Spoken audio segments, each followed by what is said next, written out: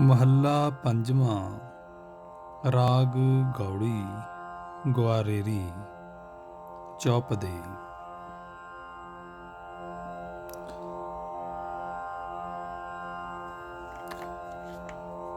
ਹੇ ਮੇਰੇ ਵੀਰ, ਮਨੁੱਖ ਦੇ ਅੰਦਰ ਆਤਮਿਕ ਆਨੰਦ ਕਿੰਨਾਂ ਤਰੀਕਿਆਂ ਨਾਲ ਪੈਦਾ ਹੋ ਸਕਦਾ ਹੈ।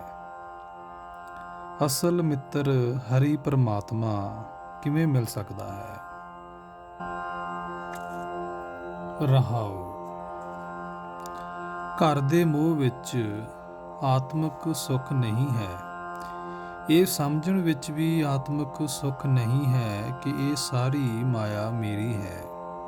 ਉੱਚੇ ਮਹਿਲ ਮਾੜੀਆਂ ਤੇ ਸੁੰਦਰ ਬਾਗਾਂ ਦੀ ਛਾਂ ਮਾਣਨ ਵਿੱਚ ਵੀ ਆਤਮਿਕ ਆਨੰਦ ਨਹੀਂ ਹੈ।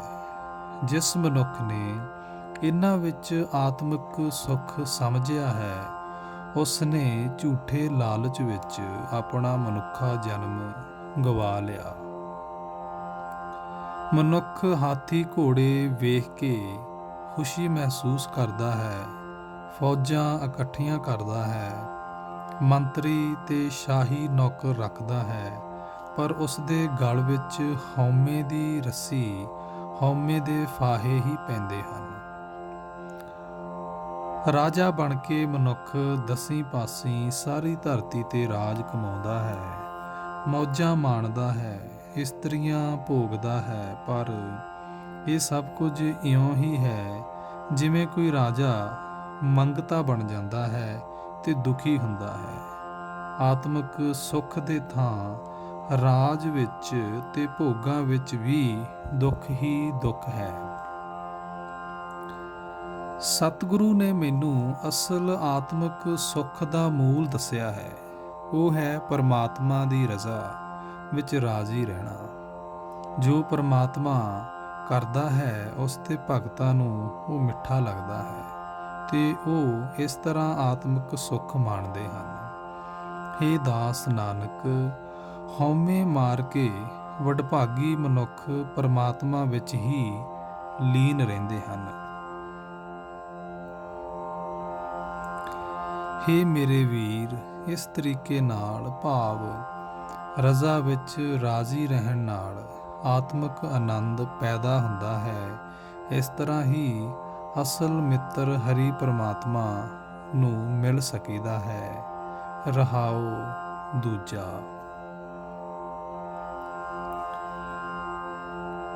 ਗੌੜੀ ਗੁਆਰੇਰੀ ਮਹੱਲਾ ਪੰਜਵਾਂ। ਹੇ ਭਾਈ, ਜਿਸ ਮਨੁੱਖ ਨੂੰ ਦਿਆਲ ਪ੍ਰਭੂ ਆਪ ਤ੍ਰਿਸ਼ਨਾ ਤੋਂ ਬਚਾਉਂਦਾ ਹੈ, ਉਸ ਦਾ ਜੀਵਨ ਇਤਨਾ ਉੱਚਾ ਹੋ ਜਾਂਦਾ ਹੈ ਕਿ ਹੋਰ ਕੋਈ ਮਨੁੱਖ ਉਸ ਦੀ ਬਰਾਬਰੀ ਨਹੀਂ ਕਰ ਸਕਦਾ। ਰਹਾਉ। ਜਦੋਂ ਇਹ ਯਕੀਨ ਬਣ ਜਾਏ ਕਿ ਉਹ ਪ੍ਰਭੂ ਹੀ ਜਲ ਵਿੱਚ, ਧਰਤੀ ਵਿੱਚ, ਆਕਾਸ਼ ਵਿੱਚ ਵਿਆਪਕ ਹੈ, ਤਦੋਂ ਮਨ ਭਟਕਣੋਂ ਹਟ ਜਾਂਦਾ ਹੈ, ਕਿਉਂਕਿ ਕਿਸੇ ਮਾਇਕ ਪਦਾਰਥ ਦੀ ਖਾਤਰ ਭਟਕਣਾ ਰਹਿੰਦੀ ਹੀ ਨਹੀਂ। ਪਰ ਤ੍ਰਿਸ਼ਨਾ ਦੇ ਪ੍ਰਭਾਵ ਤੋਂ ਗੁਰੂ ਦੇ ਸਨਮੁਖ ਰਹਿਣ ਵਾਲੇ ਮਨੁੱਖ ਹੀ ਬਚਦੇ ਹਨ। ਆਪਣੇ ਮਨ ਦੇ ਪਿੱਛੇ ਤੁਰਨ ਵਾਲੇ ਮਨੁੱਖ ਤ੍ਰਿਸ਼ਨਾ ਵਿੱਚ ਫਸ ਕੇ ਆਪਣੀ ਇੱਜ਼ਤ ਗਵਾ ਲੈਂਦੇ ਹਨ, ਕਿਉਂਕਿ ਉਹ ਆਤਮਿਕ ਜੀਵਨ ਦੀ ਪੱਧਰ ਤੋਂ ਨੀਵੇਂ ਉਤਰ ਜਾਂਦੇ ਹਨ। ਹੇ ਭਾਈ, ਤੂੰ ਤਦੋਂ ਹੀ ਚਿੰਤਾ ਰਹਿਤ ਹੋ ਕੇ ਆਤਮਿਕ ਆਨੰਦ ਵਿੱਚ ਲੀਨ ਰਹਿ ਸਕਦਾ ਹੈ, ਜਦੋਂ ਤੈਨੂੰ ਇਹ ਨਿਸ਼ਚਾ ਹੋ ਜਾਵੇ ਕਿ ਬੇਅੰਤ ਪ੍ਰਭੂ ਆਪ ਹੀ ਸਭ ਵਿੱਚ ਵਿਆਪਕ ਹੈ। ਜੋ ਕੁਝ ਜਗਤ ਵਿੱਚ ਵਾਪਰਦਾ ਹੈ, ਉਹ ਪਰਮਾਤਮਾ ਸਭ ਕੁਝ ਜਾਣਦਾ ਹੈ।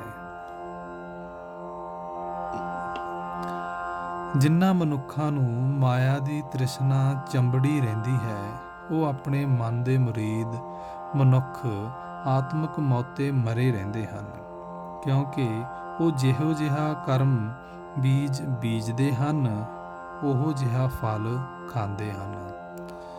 ਉਹਨਾਂ ਦੇ ਕੀਤੇ ਕਰਮਾਂ ਅਨੁਸਾਰ ਧੁਰੋਂ ਹੀ ਉਹਨਾਂ ਦੇ ਮੱਥੇ ਉੱਤੇ ਅਜਿਹਾ ਲੇਖ ਲਿਖਿਆ ਹੁੰਦਾ ਹੈ ਕਿ ਉਹ ਅਨੇਕਾਂ ਜੂਨਾਂ ਵਿੱਚ ਭਟਕਦੇ ਫਿਰਦੇ ਹਨ। ਹਰ ਥਾਂ ਪਰਮਾਤਮਾ ਦਾ ਦਰਸ਼ਨ ਕਰਕੇ ਜਿਸ ਮਨੁੱਖ ਦੇ ਮਨ ਵਿੱਚ ਖੜਾਓ ਪੈਦਾ ਹੁੰਦਾ ਹੈ, ਉਸ ਨੂੰ ਹਰ ਥਾਂ ਪਰਮਾਤਮਾ ਹੀ ਪ੍ਰਕਾਸ਼ ਕਰ ਰਿਹਾ ਦਿਸਦਾ ਹੈ। ਇਹ ਨਾਨਕ, ਉਸ ਦਾਸ ਦੀ ਪਰਮਾਤਮਾ ਹਰੇਕ ਆਸ ਪੂਰੀ ਕਰਦਾ ਹੈ। ਗੌੜੀ ਗੁਆਰੇਰੀ ਮਹੱਲਾ ਪੰਜਵਾਂ। ਪੰਨਾ 176।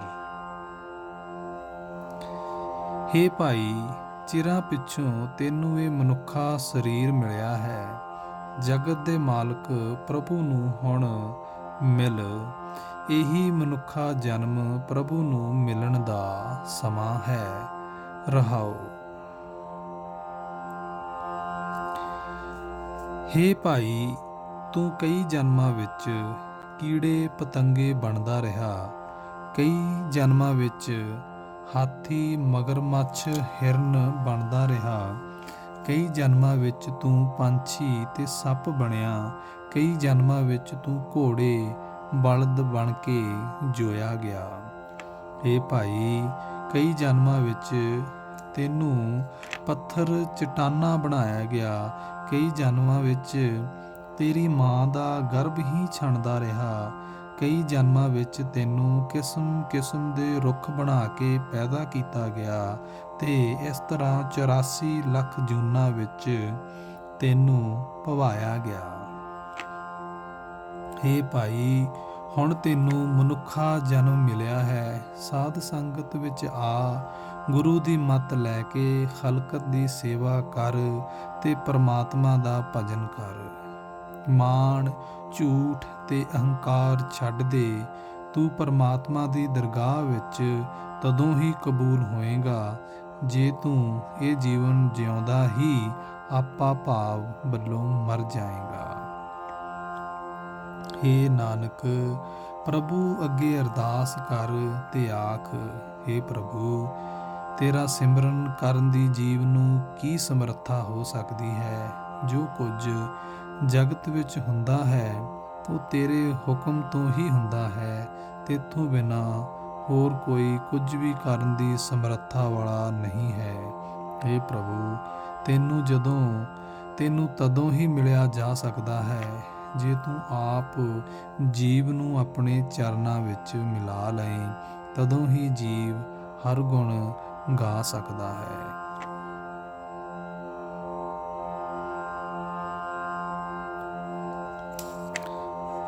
ਗੌੜੀ ਗੁਆਰੇਰੀ ਮਹੱਲਾ ਪੰਜਵਾਂ।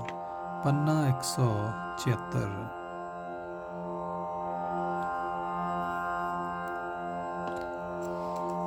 ਹੇ ਭਾਈ, ਆਪਣੇ ਅੰਦਰ, ਆਪਣੇ ਹਿਰਦੇ ਵਿੱਚ ਪਰਮਾਤਮਾ ਦਾ ਨਾਮ ਸੰਭਾਲ ਕੇ ਰੱਖ। ਇਸ ਤਰ੍ਹਾਂ ਆਪਣਾ ਮਨੁੱਖਾ ਜੀਵਨ ਦਾ ਮਨੋਰਥ ਸੰਵਾਰ ਲੈ। ਰਹਾਓ। ਹੇ ਭਾਈ, ਕਰਮ ਬੀਜਣ ਵਾਲੀ ਧਰਤੀ ਵਿੱਚ, ਭਾਵ ਮਨੁੱਖਾ ਸਰੀਰ ਵਿੱਚ ਪਰਮਾਤਮਾ ਦਾ ਨਾਮ ਬੀਜ। ਇਸ ਤਰ੍ਹਾਂ ਤੇਰਾ ਮਨੁੱਖਾ ਜਨਮ ਦਾ ਮਨੋਰਥ ਸਿਰੇ ਚੜ ਜਾਏਗਾ। ਹੇ ਭਾਈ, ਜੇ ਤੂੰ ਨਿੱਤ ਪਰਮਾਤਮਾ ਦੇ ਗੁਣ ਗਾਵੇਂ, ਜੇ ਨਿੱਤ ਪਰਮਾਤਮਾ ਦਾ ਜਸ ਗਾਵੇਂ, ਤਾਂ ਇਸ ਦਾ ਫਲ ਹਾਸਲ ਕਰੇਗਾ ਕਿ ਤੇਰਾ ਆਤਮਿਕ ਮੌਤ ਦਾ ਖਤਰਾ ਮਿਟ ਜਾਏਗਾ। ਹੇ ਭਾਈ, ਆਪਣੀਆਂ ਦਲੀਲਾਂ, ਆਪਣੀਆਂ ਸਿਆਣਪਾਂ ਸਾਰੀਆਂ ਛੱਡ ਦੇ। ਗੁਰਮੁਖਾਂ ਦੀ ਸ਼ਰਨ ਪਾਓ। ਸੰਤ ਜਨਾਂ ਦੀ ਸੰਗਤ ਦੀ ਬਰਕਤ ਦਾ ਸਦਕਾ ਆਪਣੇ ਪਰਮਾਤਮਾ ਨਾਲ, ਪਰਮਾਤਮਾ ਦੀ ਯਾਦ ਵਿੱਚ ਸੁਚੇਤ ਰਹੋ। ਜਦੋਂ ਤੂੰ ਇਹ ਉਦਮ ਕਰੇਗਾ, ਤਦੋਂ ਤੂੰ ਪਰਮਾਤਮਾ ਦੀ ਹਜ਼ੂਰੀ ਵਿੱਚ ਆਦਰ ਮਾਣ ਪ੍ਰਾਪਤ ਕਰੇਗਾ। ਹੇ ਭਾਈ, ਸਾਰੇ ਜੀਵ ਜੰਤ ਇਸ ਪਰਮਾਤਮਾ ਦੇ ਵਸ ਵਿੱਚ, ਭਾਵ ਹੱਥ ਵਿੱਚ ਹਨ, ਜਿਹੜਾ ਪ੍ਰਭੂ ਕਦੇ ਵੀ ਜੀਵਾਂ ਤੋਂ ਵੱਖ ਨਹੀਂ ਹੁੰਦਾ, ਸਦਾ ਸਭ ਜੀਵਾਂ ਦੇ ਨਾਲ ਰਹਿੰਦਾ ਹੈ। ਆਪਣੇ ਹੀਲੇ ਯਤਨ ਛੱਡ ਕੇ ਉਹ ਪਰਮਾਤਮਾ ਦਾ ਆਸਰਾ ਪੜਨਾ ਫੜ। ਅੱਖ ਦੇ ਇੱਕ ਫੋਰ ਵਿੱਚ ਮਾਇਆ ਦੇ ਮੋਹ ਦੇ ਬੰਧਨਾਂ ਤੋਂ ਤੇਰੀ ਖਲਾਸੀ ਹੋ ਜਾਏਗੀ। ਏ ਨਾਨਕ, ਉਸ ਪਰਮਾਤਮਾ ਨੂੰ ਸਦਾ ਆਪਣੇ ਨੇੜੇ ਵਸਦਾ ਸਮਝ ਇਹ ਨਿਸ਼ਚਾ ਕਰ ਕਿ ਮੰਨ ਕਿ ਪਰਮਾਤਮਾ ਦੀ ਰਜ਼ਾ ਅਟਲ ਹੈ। ਗੁਰੂ ਦੇ ਬਚਨ ਵਿੱਚ ਜੁੜ ਕੇ ਆਪਣੇ ਅੰਦਰੋਂ ਆਪਾ ਭਾਵ ਦੂਰ ਕਰ ਸਦਾ ਪਰਮਾਤਮਾ ਦਾ ਨਾਮ ਜਪ, ਸਦਾ ਪ੍ਰਭੂ ਦੇ ਗੁਣਾਂ ਦਾ ਜਾਪ ਜਪ।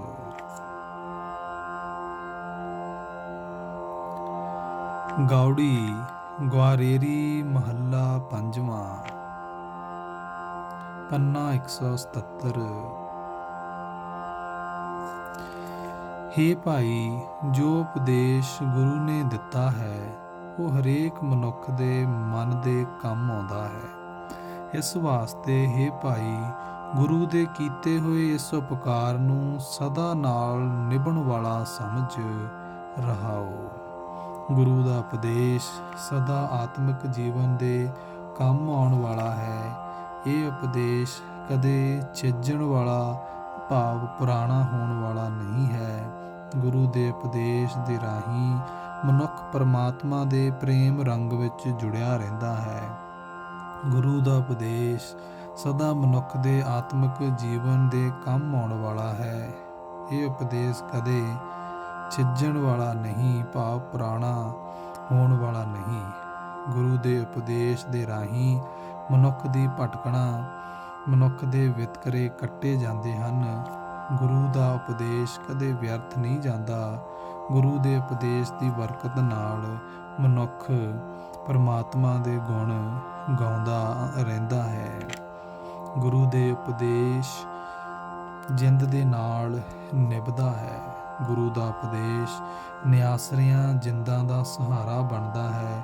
ਗੁਰੂ ਦੇ ਉਪਦੇਸ਼ ਦੀ ਬਰਕਤ ਨਾਲ ਮਨੁੱਖ ਨਰਕ ਵਿੱਚ ਨਹੀਂ ਪੈਂਦਾ ਤੇ ਗੁਰੂ ਦੇ ਉਪਦੇਸ਼ ਦੀ ਬਰਕਤ ਨਾਲ ਮਨੁੱਖ ਆਪਣੀ ਜੀਵ ਨਾਲ ਆਤਮਿਕ ਜੀਵਨ ਦੇਣ ਵਾਲਾ ਰਸ ਮਾਣਦਾ ਹੈ। ਗੁਰੂ ਦਾ ਉਪਦੇਸ਼ ਮਨੁੱਖ ਨੂੰ ਸੰਸਾਰ ਵਿੱਚ ਪ੍ਰਸਿੱਧ ਕਰ ਦਿੰਦਾ ਹੈ। ਗੁਰੂ ਦੇ ਉਪਦੇਸ਼ ਦੀ ਬਰਕਤ ਨਾਲ ਮਨੁੱਖ ਜੀਵਨ ਬਾਜ਼ੀ ਹਾਰ ਕੇ ਨਹੀਂ ਜਾਂਦਾ। ਇਹ ਨਾਨਕ, ਜਿਸ ਮਨੁੱਖ ਉੱਤੇ ਪਰਮਾਤਮਾ ਆਪ ਮਿਹਰਬਾਨ ਹੁੰਦਾ ਹੈ ਉਸ ਉੱਤੇ ਸਤਿਗੁਰੂ ਸਦਾ ਦਇਆ ਦ੍ਰਿਸ਼ਟੀ ਕਰਦਾ ਰਹਿੰਦਾ ਹੈ। ਗੌੜੀ ਗਵਾਰੇਰੀ ਮਹੱਲਾ ਪੰਜਵਾਂ। ਪੰਨਾ 177।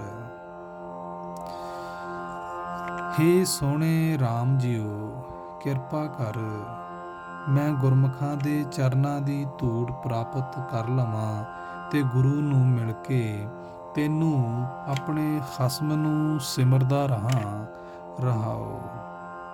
ਇਹ ਭਾਈ, ਜਿਸ ਪ੍ਰਭੂ ਨੇ ਮਿੱਟੀ ਤੋਂ ਮੇਰਾ ਅਮੋਲਕ ਮਨੁੱਖਾ ਸਰੀਰ ਬਣਾ ਦਿੱਤਾ ਹੈ, ਜਿਸ ਨੇ ਯਤਨ ਕਰਕੇ ਮਾਂ ਦੇ ਪੇਟ ਵਿੱਚ ਮੇਰੀ ਰੱਖਿਆ ਕੀਤੀ ਹੈ, ਜਿਸ ਨੇ ਮੈਨੂੰ ਸੋਭਾ ਦਿੱਤੀ ਹੈ, ਵਡਿਆਈ ਦਿੱਤੀ ਹੈ, ਉਸ ਪ੍ਰਭੂ ਨੂੰ ਮੈਂ ਉਸ ਦੀ ਮਿਹਰ ਨਾਲ ਅੱਠੇ ਪਹਿਰ ਸਿਮਰਦਾ ਹਾਂ। ਹੇ ਭਾਈ, ਜਿਸ ਪ੍ਰਭੂ ਨੇ ਮੈਨੂੰ ਮੂਰਖ ਅਣਜਾਣ ਤੋਂ ਸੁੰਦਰ ਬੋਲਣ ਵਾਲਾ ਬਣਾ ਦਿੱਤਾ, ਜਿਸ ਨੇ ਮੈਨੂੰ ਬੇਸਮਝ ਤੋਂ ਸਮਝਦਾਰ ਬਣਾ ਦਿੱਤਾ, ਜਿਸ ਪ੍ਰਭੂ ਦੀ ਕਿਰਪਾ ਨਾਲ ਮੈਂ ਧਰਤੀ ਦੇ ਸਾਰੇ 9 ਹੀ ਖਜ਼ਾਨੇ ਹਾਸਲ ਕਰ ਰਿਹਾ ਹਾਂ, ਉਹ ਪ੍ਰਭੂ ਮੇਰੇ ਮਨ ਤੋਂ ਭੁੱਲਦਾ ਨਹੀਂ ਹੈ। ਇਹ ਭਾਈ, ਜਿਸ ਕਰਤਾਰ ਨੇ ਮੈਨੂੰ ਨਿਥਾਵੇਂ ਨੂੰ ਥਾਂ ਦਿੱਤਾ ਹੈ, ਜਿਸ ਨੇ ਮੈਨੂੰ ਨਿਮਾਣੇ ਨੂੰ ਮਾਣ ਆਦਰ ਬਖਸ਼ਿਆ ਹੈ, ਜਿਸ ਕਰਤਾਰ ਨੇ ਮੇਰੀ ਹਰੇਕ ਆਸ ਹੁਣ ਤੱਕ ਪੂਰੀ ਕੀਤੀ ਹੈ, ਉਸ ਨੂੰ ਮੈਂ ਦਿਨ ਰਾਤ ਹਰੇਕ ਸਾਹ ਨਾਲ, ਹਰੇਕ ਗਰਾਹੀ ਨਾਲ ਸਿਮਰਦਾ ਰਹਿੰਦਾ ਹਾਂ। ਇਹ ਨਾਨਕ ਆਖ, ਹੇ ਭਾਈ, ਜਿਸ ਪ੍ਰਭੂ ਦੀ ਕਿਰਪਾ ਨਾਲ ਮੇਰੇ ਗਲੋਂ ਮਾਇਆ ਦੇ ਮੋਹ ਦੀ ਫਾਹੀ ਕੱਟੀ ਗਈ, ਜਿਸ ਦੇ ਭੇਜੇ ਗੁਰੂ ਦੀ ਕਿਰਪਾ ਨਾਲ ਮੈਨੂੰ ਅੰਮ੍ਰਿਤ ਵਰਗੀ ਮਿੱਠੀ ਲੱਗਣ ਵਾਲੀ ਮਾਇਆ ਹੁਣ ਕੌੜੀ ਜ਼ਹਿਰ ਭਾਸ ਰਹੀ ਹੈ, ਮੈਂ ਉਸ ਰੱਖਣਹਾਰ ਪ੍ਰਭੂ ਦੀ ਸਿਫਤ ਸਲਾਹ ਕਰਦਾ ਹਾਂ। ਨਹੀਂ ਤਾਂ ਇਸ ਜੀਵ ਦੇ ਵੱਸ ਕੁਝ ਨਹੀਂ ਕਿ ਆਪਣੇ ਉਦਮ ਨਾਲ ਪ੍ਰਭੂ ਦੀ ਸਿਫਤ ਸਲਾਹ ਕਰ ਸਕੇ। ਗੌੜੀ ਗੁਆਰੇਰੀ ਮਹੱਲਾ ਪੰਜਵਾਂ, ਪੰਨਾ 177। ਹੇ ਮੇਰੇ ਮਨ, ਪ੍ਰੇਮ ਨਾਲ ਰਾਮ ਦਾ ਨਾਮ ਜਪ। ਉਹ ਨਾਮ ਤੇਰੇ ਘਰ ਵਿੱਚ, ਹਿਰਦੇ ਵਿੱਚ ਤੇ ਬਾਹਰ ਹਰ ਥਾਂ ਤੇਰੇ ਨਾਲ ਰਹਿੰਦਾ ਹੈ। ਰਹਾਓ। ਇਹ ਭਾਈ, ਉਸ ਰਾਮ ਦੀ ਸ਼ਰਨ ਪਿਆ ਕੋਈ ਡਰ ਪੋ ਨਹੀਂ ਸਕਦਾ, ਕੋਈ ਚਿੰਤਾ ਵਿਆਪ ਨਹੀਂ ਸਕਦੀ। ਕਿਉਂਕਿ ਕੋਈ ਡਰ, ਕੋਈ ਚਿੰਤਾ, ਕੁਝ ਵੀ ਉਸ ਰਾਮ ਤੋਂ ਆਕੀ ਨਹੀਂ ਹੋ ਸਕਦਾ ਕਿ ਆਪ ਕਿਸੇ ਜੀਵ ਨੂੰ ਦੁੱਖ ਨਹੀਂ ਦੇ ਸਕਦਾ। ਇਸ ਵਾਸਤੇ ਹੇ ਭਾਈ, ਮੈਂ ਆਪਣੀ ਅਕਲ ਦਾ ਆਸਰਾ ਰੱਖਣ ਦੀ ਬੁਰਾਈ ਛੱਡ ਦਿੱਤੀ ਹੈ। ਭਾਈ, ਮੈਂ ਆਪਣੀ ਅਕਲ ਦਾ ਆਸਰਾ ਰੱਖਣ ਦੀ ਬੁਰਾਈ ਛੱਡ ਦਿੱਤੀ ਹੈ ਤੇ ਉਸ ਰਾਮ ਦਾ ਦਾਸ ਬਣ ਗਿਆ ਹਾਂ। ਉਹ ਰਾਮ ਆਪਣੇ ਦਾਸ ਦੀ ਇੱਜ਼ਤ ਰੱਖਣ ਦੇ ਸਮਰੱਥ ਹੈ। ਇਹ ਭਾਈ, ਆਪਣੇ ਮਨ ਵਿੱਚ ਉਸ ਪਰਮਾਤਮਾ ਦਾ ਆਸਰਾ ਰੱਖ। ਇਹ ਭਾਈ, ਗੁਰੂ ਦੇ ਸ਼ਬਦ ਦਾ ਆਨੰਦ ਮਾਣ। ਗੁਰੂ ਦਾ ਸ਼ਬਦ ਆਤਮਿਕ ਜੀਵਨ ਦੇਣ ਵਾਲਾ ਰਸ ਹੈ। ਇਹ ਭਾਈ, ਦੱਸ ਪਰਮਾਤਮਾ ਨੂੰ ਭੁਲਾ ਕੇ ਹੋਰ ਉਦਮ ਕਿਸ ਕੰਮ ਆ ਸਕਦੇ ਨੇ। ਪ੍ਰਭੂ ਦੀ ਸ਼ਰਨ ਪਾਓ। ਉਹ ਪ੍ਰਭੂ ਮਿਹਰ ਕਰਕੇ ਜੀਵ ਦੀ ਇੱਜ਼ਤ ਆਪ ਰੱਖਦਾ ਹੈ।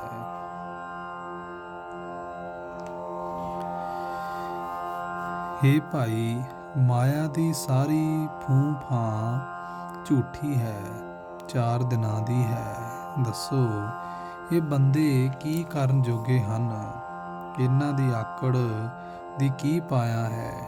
ਮਾਲਕ ਪ੍ਰਭੂ ਸਭ ਜੀਵਾਂ ਵਿੱਚ ਵਿਆਪਕ ਹੋ ਕੇ ਆਪ ਹੀ ਸਭ ਕੁਝ ਕਰਨ ਦੇ ਸਮਰੱਥ ਹੈ। ਆਪ ਹੀ ਜੀਵਾਂ ਪਾਸੋਂ ਸਭ ਕੁਝ ਕਰਾਉਂਦਾ ਹੈ। ਉਹ ਪ੍ਰਭੂ ਸਭ ਜੀਵਾਂ ਦੇ ਦਿਲਾਂ ਦੀ ਜਾਣਦਾ ਹੈ। ਹੇ ਭਾਈ, ਸਤਿਗੁਰੂ ਦਾ ਉਪਦੇਸ਼ ਆਪਣੇ ਮਨ ਵਿੱਚ ਟਿਕਾ ਕੇ ਰੱਖ। ਇਹੀ ਹੈ ਸਾਰੇ ਸੁੱਖਾਂ ਤੋਂ ਸ੍ਰੇਸ਼ਟ ਸੁੱਖ ਤੇ ਸਦਾ ਕਾਇਮ ਰਹਿਣ ਵਾਲਾ ਸੁੱਖ। ਇਹ ਨਾਨਕ, ਆਖ ਕਿ ਜਿਸ ਮਨੁੱਖ ਨੂੰ ਪਰਮਾਤਮਾ ਦੇ ਨਾਮ ਦੀ ਲਗਨ ਲੱਗ ਜਾਂਦੀ ਹੈ, ਉਹ ਧਨ ਹੈ, ਉਹ ਵੱਡੇ ਭਾਗਾਂ ਵਾਲਾ ਹੈ। ਗੌੜੀ ਗੁਆਰੇਰੀ ਮਹੱਲਾ ਪੰਜਵਾਂ, ਪੰਨਾ 178। ਹਰੀ ਨਾਮ ਸਿਮਰਦੇ ਸੇਵਕ ਨੂੰ ਗੁਰੂ ਨੇ ਸੰਸਾਰ ਸਮੁੰਦਰ ਤੋਂ ਪਾਰ ਲੰਘਾ ਲਿਆ ਹੈ।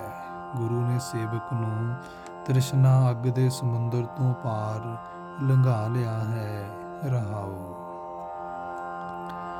ਜਿਨ੍ਹਾਂ ਮਨੁੱਖਾਂ ਨੇ ਗੁਰੂ ਦੀ ਸ਼ਰਨ ਪੈ ਕੇ ਪਰਮਾਤਮਾ ਦੀ ਸਿਫਤ ਸਲਾਹ ਸੁਣ ਕੇ ਆਪਣੇ ਮਨ ਤੋਂ ਵਿਕਾਰਾਂ ਦੀ ਮੈਲ ਲਾ ਲਈ, ਉਹ ਬੜੇ ਹੀ ਪਵਿੱਤਰ ਜੀਵਨ ਵਾਲੇ ਹੋ ਗਏ। ਉਹਨਾਂ ਅਨੇਕਾਂ ਹੀ ਸੁੱਖ ਪ੍ਰਾਪਤ ਕਰ ਲਏ। ਉਹਨਾਂ ਨੇ ਵੱਡੀ ਕਿਸਮਤ ਨਾਲ ਗੁਰੂ ਦਾ ਮਿਲਾਪ ਹਾਸਲ ਕਰ ਲਿਆ। ਉਹਨਾਂ ਦਾ ਪਰਮਾਤਮਾ ਨਾਲ ਪ੍ਰੇਮ ਬਣ ਗਿਆ। ਪਰਮਾਤਮਾ ਦੀ ਸਿਫਤ ਸਲਾਹ ਕਰਕੇ ਜਿਨ੍ਹਾਂ ਦੇ ਮਨ ਠੰਡੇ ਠਾਰ ਹੋ ਗਏ, ਉਹਨਾਂ ਦੇ ਅੰਦਰੋਂ ਜਨਮਾਂ ਜਨਮਾਂਤਰਾਂ ਦੇ ਪਾਪ ਦੂਰ ਹੋ ਗਏ।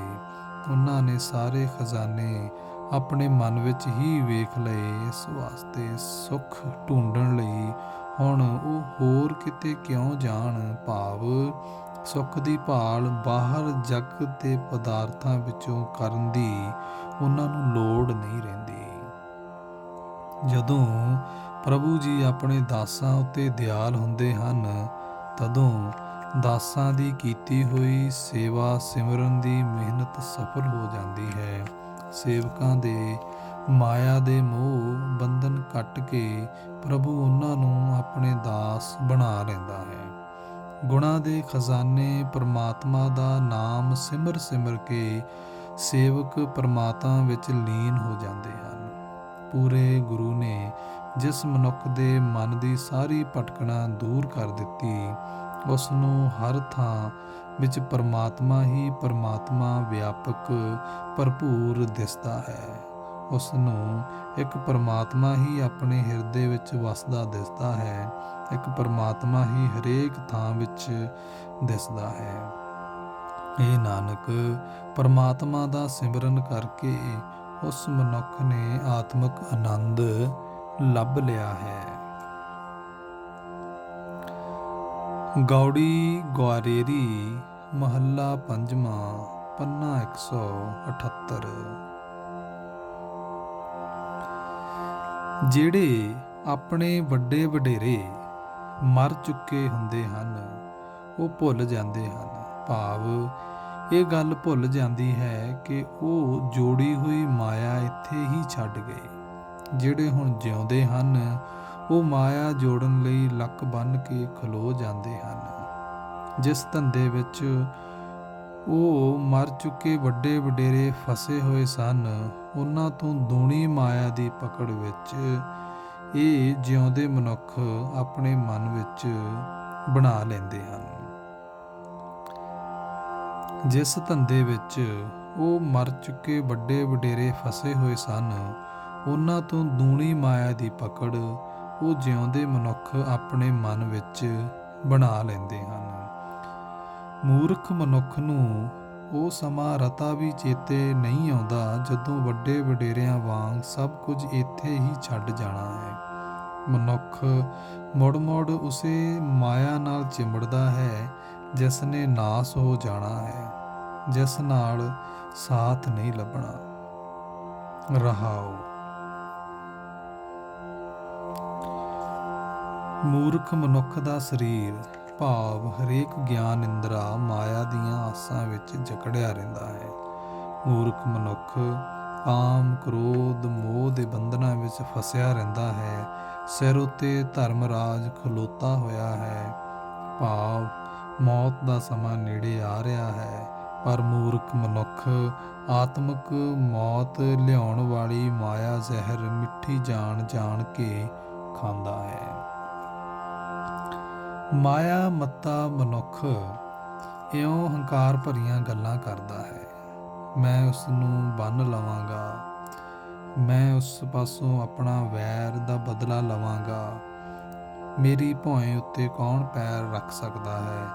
ਮੈਂ ਵਿਦਵਾਨ ਹਾਂ, ਮੈਂ ਚਤੁਰ ਹਾਂ, ਮੈਂ ਸਿਆਣਾ ਹਾਂ। ਆਪਣੇ ਹੰਕਾਰ ਵਿੱਚ ਮੂਰਖ ਮਨੁੱਖ ਆਪਣੇ ਪੈਦਾ ਕਰਨ ਵਾਲੇ ਪਰਮਾਤਮਾ ਨੂੰ ਵੀ ਨਹੀਂ ਸਮਝਦਾ, ਨਹੀਂ ਚੇਤੇ ਰੱਖਦਾ। ਪਰ ਜੀਵ ਦੇ ਵੀ ਕੀ ਵਸ, ਪਰਮਾਤਮਾ ਆਪ ਹੀ ਜਾਣਦਾ ਹੈ ਕਿ ਉਹ ਆਪ ਕਿਹੋ ਜਿਹਾ ਹੈ ਤੇ ਕਿੱਡਾ ਵੱਡਾ ਹੈ।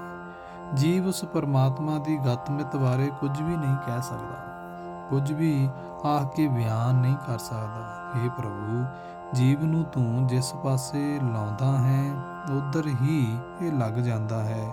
ਹਰੇਕ ਜੀਵ ਨੇ ਤੇਰੇ ਪਾਸੋਂ ਹੀ ਆਪਣੇ ਭਲੇ ਦੀ ਮੰਗਣੀ ਹੈ। ਹੇ ਪ੍ਰਭੂ, ਇਹ ਸਭ ਕੁਝ ਤੇਰਾ ਹੀ ਪੈਦਾ ਕੀਤਾ ਹੋਇਆ ਹੈ। ਤੂੰ ਹੀ ਸਾਰੇ ਜਗਤ ਦਾ ਬਣਾਉਣ ਵਾਲਾ ਹੈ।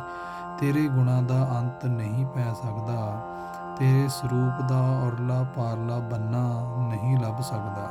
ਹੇ ਪ੍ਰਭੂ, ਆਪਣੇ ਦਾਸ ਨਾਨਕ ਨੂੰ ਇਹ ਦਾਤ ਬਖਸ਼ ਕਿ ਮੈਨੂੰ ਕਦੇ ਤੇਰਾ ਨਾਮ ਨਾ ਭੁੱਲੇ। ਗੌੜੀ ਗੁਆਰੇਰੀ ਮਹੱਲਾ ਪੰਜਵਾਂ, ਪੰਨਾ 178। ਹੇ ਮੇਰੇ ਮਨ, ਪਰਮਾਤਮਾ ਦੇ ਨਾਮ ਦਾ ਆਸਰਾ ਫੜ। ਤੈਨੂੰ ਦੁਨੀਆ ਦੇ ਦੁੱਖ ਕਲੇਸ਼ਾਂ ਦੀ ਤੱਤੀ ਹਵਾ ਦਾ ਬੁੱਲਾ ਪੋ ਵੀ ਨਹੀਂ ਸਕੇਗਾ। ਰਹਾਉ। ਹੇ ਮਨ, ਅਨੇਕਾਂ ਯਤਨਾਂ ਦੇ ਰਾਹੀਂ ਵੀ ਮਾਇਆ ਦੇ ਮੋਹ ਦੇ ਕਾਰਨ ਪੈਦਾ ਹੋਏ ਦੁੱਖ ਕਲੇਸ਼ਾਂ ਤੋਂ ਖਲਾਸੀ ਨਹੀਂ ਹੋ ਸਕਦੀ। ਸਗੋਂ ਮਾਇਆ ਦੀ ਖਾਤਰ ਕੀਤੀ ਹੋਈ ਬਹੁਤੀ ਚਤੁਰਾਈ ਹੋਰ ਦੁੱਖਾਂ ਦਾ ਬਹੁਤਾ ਭਾਰ ਸਿਰ ਉੱਤੇ ਪਾ ਦਿੰਦੀ ਹੈ। ਜੇ ਪਵਿੱਤਰ ਪਿਆਰ ਨਾਲ ਹਰੀ ਦੀ ਸੇਵਾ ਭਗਤੀ ਕਰੀਏ ਤਾਂ ਹਰੀ ਦੀ ਦਰਗਾਹ ਵਿੱਚ ਆਦਰ ਵਡਿਆਈ ਨਾਲ ਪਹੁੰਚੀਦਾ ਹੈ। ਇਹ ਭਾਈ, ਜਿਵੇਂ ਡਰਾਵਣੇ ਸਮੁੰਦਰ ਵਿੱਚ ਜਹਾਜ਼ ਮਨੁੱਖ ਨੂੰ ਡੁੱਬਣੋਂ ਬਚਾਉਂਦਾ ਹੈ, ਜਿਵੇਂ ਹਨੇਰੇ ਵਿੱਚ ਦੀਵੇ ਚਾਨਣ ਕਰਦੇ ਹਨ ਤੇ ਠੇਡਾ ਖਾਣ ਤੋਂ ਬਚਾਉਂਦੇ ਹਨ, ਜਿਵੇਂ ਅੱਗ ਪਾਲੇ ਨੂੰ ਦੂਰ ਕਰ ਦਿੰਦੀ ਹੈ, ਤਿਵੇਂ ਪਰਮਾਤਮਾ ਦਾ ਨਾਮ ਸਿਮਰਿਆ ਮਨ ਵਿੱਚ ਆਨੰਦ ਪੈਦਾ ਹੁੰਦਾ ਹੈ। ਇਹ ਮਿੱਤਰ, ਗੁਰੂ ਦੀ ਸ਼ਰਨ ਪੈ ਕੇ ਆਤਮਿਕ ਜੀਵਨ ਦੇਣ ਵਾਲਾ ਹਰੀ ਨਾਮ ਜਪ। ਇਸ ਜਪ ਦੀ ਬਰਕਤ ਨਾਲ ਤੇਰੇ ਮਨ ਦੀ ਮਾਇਆ ਦੀ ਤ੍ਰਿਸ਼ਨਾ ਲੈ ਜਾਏਗੀ, ਤੇਰੀ ਸਾਰੀ ਹੀ ਆਸ ਪੂਰੀ ਹੋ ਜਾਏਗੀ, ਦੁਨੀਆ ਦੀਆਂ ਆਸਾਂ ਸਤਾਉਣੋਂ ਹਟ ਜਾਣਗੀਆਂ ਤੇ ਤੇਰਾ ਮਨ ਮਾਇਆ ਦੀ ਲਾਲਸਾ ਵਿੱਚ ਡੋਲੇਗਾ ਨਹੀਂ। ਪਰ ਇਹ ਹਰੀ ਨਾਮ ਦਵਾਈ ਉਹੀ ਮਨੁੱਖ ਹਾਸਲ ਕਰਦਾ ਹੈ ਜਿਸ ਨੂੰ ਪ੍ਰਭੂ ਮਿਹਰ ਕਰਕੇ ਆਪ ਗੁਰੂ ਪਾਸੋਂ ਦਿਵਾਉਂਦਾ ਹੈ। ਇਹ ਨਾਨਕ, ਜਿਸ ਮਨੁੱਖ ਦੇ ਹਿਰਦੇ ਵਿੱਚ ਪਰਮਾਤਮਾ ਦਾ ਨਾਮ ਵਸ ਪੈਂਦਾ ਹੈ, ਉਸ ਦਾ ਸਾਰਾ ਦੁੱਖ ਦਰਦ ਦੂਰ ਹੋ ਜਾਂਦਾ ਹੈ। ਗੌੜੀ ਗੁਆਰੇਰੀ, ਮਹੱਲਾ ਪੰਜਵਾਂ, ਪੰਨਾ 179।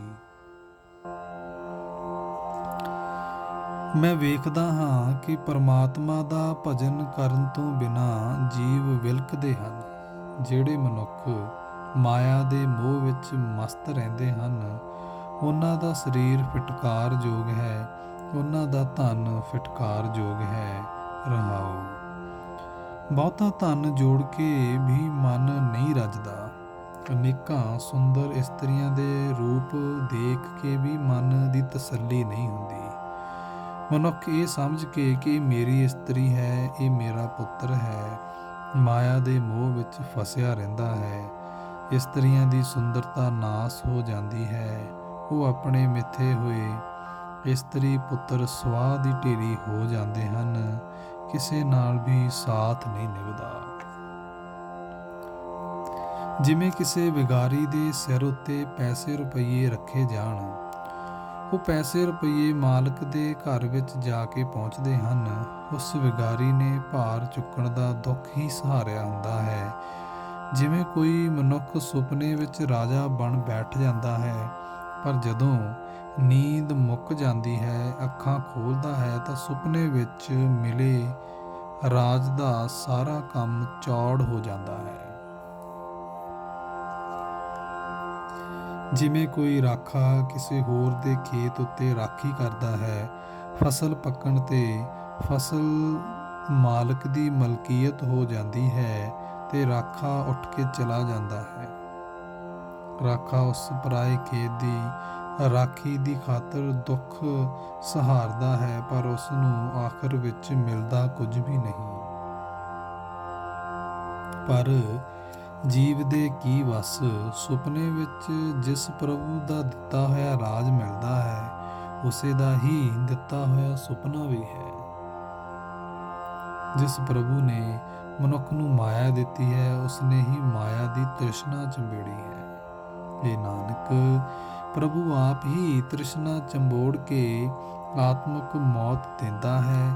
ਆਪ ਹੀ ਆਪਣੇ ਨਾਮ ਦੀ ਦਾਤ ਦੇ ਕੇ ਮਨੁੱਖਾ ਜੀਵਨ ਸਫਲ ਕਰ ਦਿੰਦਾ ਹੈ। ਪ੍ਰਭੂ ਦੇ ਦਰ ਤੇ ਹੀ ਸਦਾ ਨਾਮ ਦੀ ਦਾਤ ਵਾਸਤੇ ਅਰਦਾਸ ਕਰਨੀ ਚਾਹੀਦੀ ਹੈ।